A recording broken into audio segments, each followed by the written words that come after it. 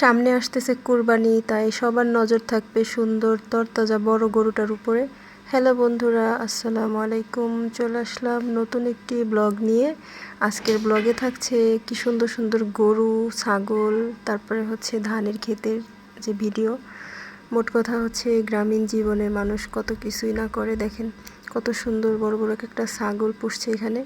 এদিকে যে গরুগুলা দেখলেন খাওয়ানোর জন্য হচ্ছে খড় পালা দিয়ে রাখছে।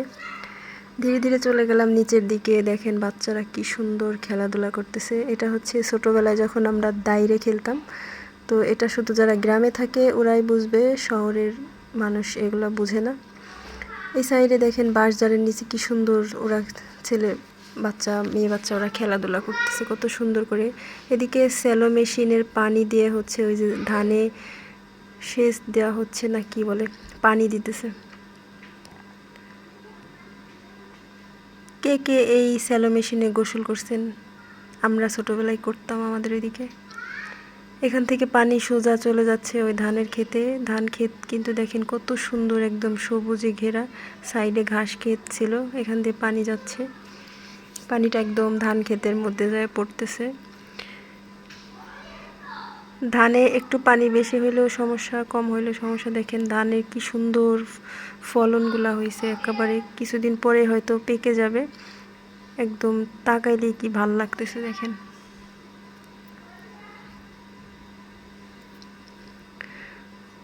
খুবই সুন্দর। আসলে আমরা যেই খাবার খাই সেই খাবারগুলো যারা নিজেরা চাষ করে খায় তাদের কি যে একটা প্রশান্তি। আর এগুলো মনে করেন যে একদম ফ্রেশ, যার মধ্যে কোনো ভেজাল নাই। অনেক সুন্দর হয়েছে ধানগুলা। হয়তো অল্প কিছুদিনের মধ্যেই ধানগুলা পেকে যাবে। এগুলা নেওয়ার জন্য আবার কত ওনাদের পরিশ্রম করতে হয়।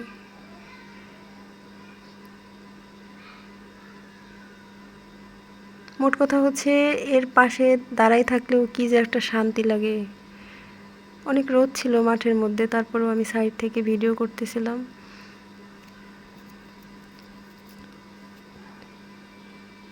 খুব খুব সুন্দর ছিল ধানগুলা দেখতে, সবাই মাশাআল্লাহ বলে যাবেন। ধানের ক্ষেতের পাশে ছিল একটা ঘাসের ফুল, ওটার একটা ভিউ নিয়ে নিলাম। তারপরে ছিল হচ্ছে পাটগুলা হয়তো ভালো হয় নাই, পাটগুলা পাতাগুলা পোকাই খেয়ে ফেলছে, আর ভিতরে অনেক ঘাস ছিল। দেখেন বাতাসে কি সুন্দর দুলতেছে। বাতাসে যত দুলবে ততই কিন্তু এগুলো ভালো হবে। এদিকে পাটের পাশে ছিল ধনিচা না কি যেন কয় এগুলারে, এগুলা হচ্ছে খড়ির কাজে ব্যবহার করা হয়। আর সাইডে ছিল হচ্ছে আপনার পুঁই শাক ক্ষেত। মানে মোট কথা হচ্ছে সবজি দিয়ে ভরপুর ছিল। এই পাশে অনেক অনেক সবজি টবজি ছিল, শাক ছিল। ফুল দেখলে আমার আবার শুয়ে দেখতে ইচ্ছা করে। এদিকে দেখেন ফুলটাকে একদম খেয়ে ফেলছে পোকায় কুটকুট করে।